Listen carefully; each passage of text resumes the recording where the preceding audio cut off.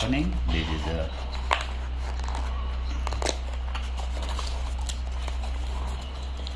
when we open, it will come with this.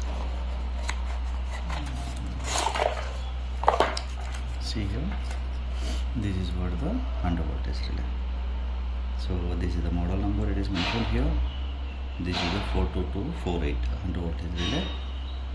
So that it is having a CE certification with the 220 volts supply, and this will be the termination.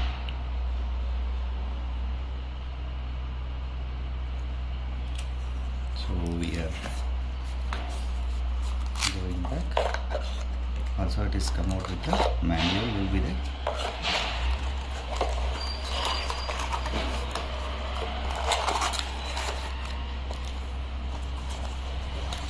Sticker is provided.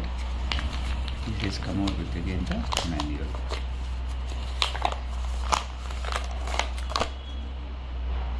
This is given here. The complete instruction will be given in the manual. Thank you.